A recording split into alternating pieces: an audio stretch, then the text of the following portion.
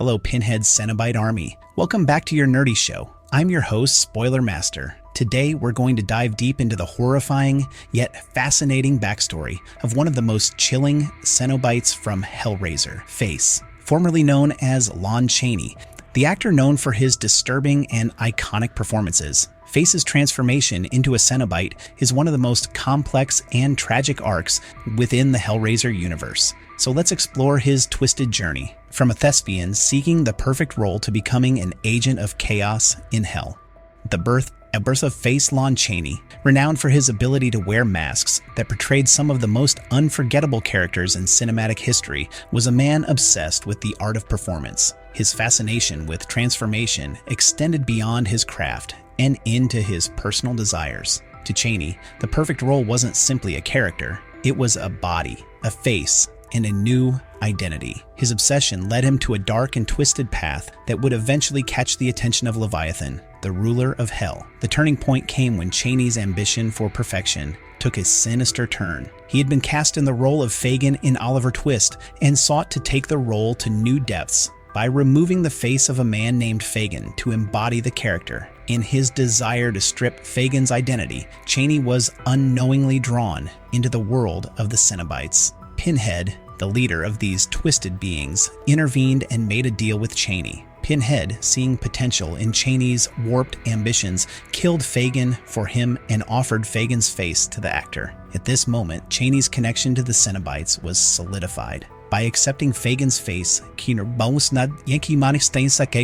crossed the threshold into Hell's domain, becoming an agent of chaos. From that point on, he would cease to be the man who had once worked to create believable characters on the screen. He would now become Face, a Cenobite who wore faces, literally. The rise of Face, a new identity. With his newfound identity as Face, Chaney's twisted artistic endeavors took on new, horrifying dimensions. His obsession with acquiring new faces to play different characters drove him to further atrocities. After securing Fagin's face, Chaney set his sights on another mask, one that would allow him to portray Quasimodo in The Hunchback of Notre Dame. In London, Chaney murdered a freak show performer named Henrik and took his face as a trophy to complete his transformation. The more successful he became, the more Face desired to enhance his craft. However, this pursuit for perfection began to take a toll on him emotionally. As he continued to indulge in his desire to wear other people's faces, his relationship with his beloved Patty Ruth Miller began to deteriorate. Chaney, unable to control his obsession, proposed to Patty, but she rejected him, revealing that she was already engaged to Norman Carey, Chaney's colleague. Devastated by the rejection, Chaney's emotions pushed him toward darker acts. Preparing for his role as the Phantom of the Opera, Chaney sought revenge on Norman Carey. Consumed by jealousy and rage, Chaney burnt Carey's face with sulfuric acid. However, just as he was about to complete his grisly work, Detective Murray, who had been investigating Chaney's murders, intervened, thwarting his plans. At this moment of failure, Chaney encountered Pinhead once again. Pinhead, who had been watching Chaney's every move, revealed that he had been guiding the actor all along. Seeing potential in Chaney's twisted desires, Pinhead offered him a chance at immortality, though not in the way Chaney had envisioned. With that, Chaney was taken to hell and remade into a Cenobite, fully embracing the role of Face.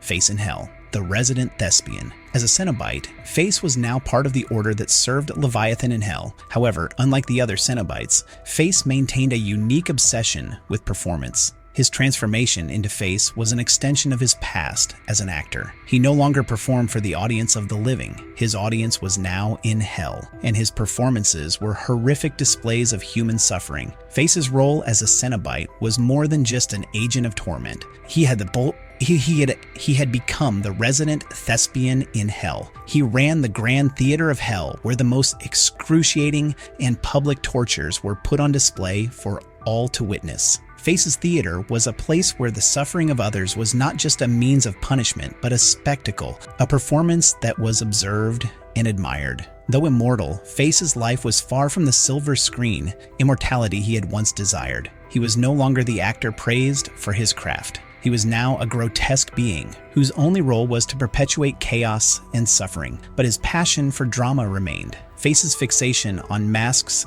identity, and transformation became central to his existence, and his need for new faces to wear was endless. The deal with Brian Rhodes. While Face had found his place in hell, his craving for new faces and experiences did not wane. In one of his encounters on Earth, Face found an interesting subject in Brian Rhodes, a failed cattle rancher who had made a deal with Face. Brian, in exchange for his own life and immortality, was tasked with bringing Face the souls of others, torturing them with a scalpel, before offering them up to the Cenobite. When Maureen Endicott, a businesswoman attempting to buy out Brian's land to build an amusement park, approached Brian, she unknowingly set the stage for Face's return to Earth. Brian drugged Maureen, preparing to offer her to Face. However, Maureen struck a deal with Face herself, offering the future patrons of the amusement park in her place. Face, intrigued by the deal, demanded that Maureen prove her worth by torturing Brian. As the twisted performance began, Face was called to the Vasa Iniquitatis by Leviathan. The imbalance of chaos in the world had grown too great, and Face was assigned to oversee one of the 6 human nexus points of the time of configuration. Leo Shable, and the heart of elegance, Leo Shable was a man teetering on the edge of insanity. His depression and emotional turmoil made him a prime candidate for Face's manipulation. Leo, a former homeless shelter builder, had worked on a project called the Street Haven, but his efforts had failed. Leo was consumed by his own guilt, and his ability to overcome the disorder within his community seemed increasingly impossible. Face, in his role as an agent of chaos, saw in Leo the potential for destruction. He would use Leo as a pawn in a larger game, aiming to bring chaos to his life and ultimately to the world. The catalyst for this came in the form of the Heart of Elegance, an unfinished play by Garrison Elliott, which would serve as a key to unlocking Leo's darkest desires. Leo's depression grew as Lisa Ann Mercer, a woman connected to the play, offered Leo an opportunity to use the Heart of Elegance to bring life back to the Street Haven. But Leo rejected the idea. In an act of desperation, Lisa Ann,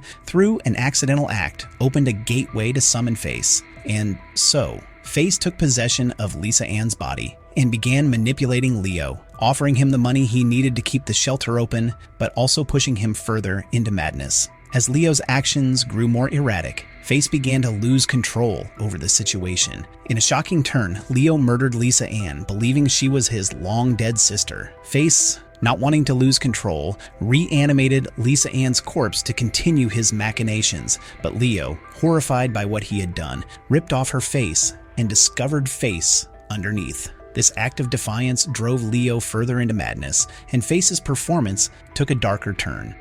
The trial of Face's failure to control Leo did not go unnoticed. In hell, Face was put on trial by Praetor Abator, who represented the forces of order. The trial was a reflection of Face's failure to maintain chaos, as Leo Shable had managed to resist his manipulation. While Face had hoped to cause chaos and destruction, Leo's resistance proved that even the most chaotic of individuals could find redemption. In the end, Face was deemed a failure by Praetor, though his efforts were still considered a victory for chaos. The Cenobite chronicler, Griot, was exposed for falsifying events and was killed. Pinhead, representing the forces of order, arrived to restore balance, declaring victory for order over chaos. Pinhead killed Praetor Abator, signaling the end of the trial and the restoration of order.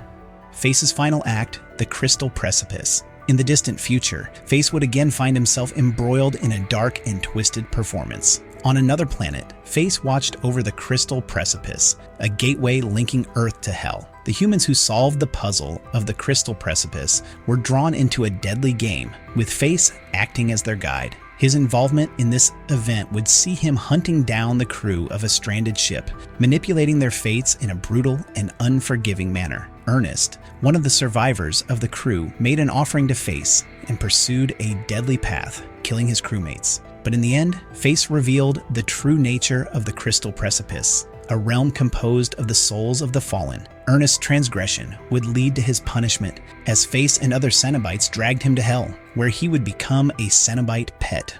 Our nerdy thoughts. Face's backstory is a tragic tale of ambition, obsession, and the pursuit of immortality through performance. From his early days as an actor to his transformation into a Cenobite, Face's journey is one of self-indulgence, manipulation, and the ultimate failure to control the chaos he seeks to create. His tale serves as a reminder that in the world of Hellraiser, no one, no matter how powerful or ambitious, can escape the consequences of their desires. Thank you for watching. If you enjoyed this deep dive into the twisted story of Face, be sure to like, comment, and subscribe for more Hellraiser content. Until next time, stay safe, and remember, sometimes the face you wear isn't your own. Don't forget to hit the bell icon to get notifications for our next video. We've got more Cenobite backstories, Hellraiser lore, and much more coming your way. See you next time.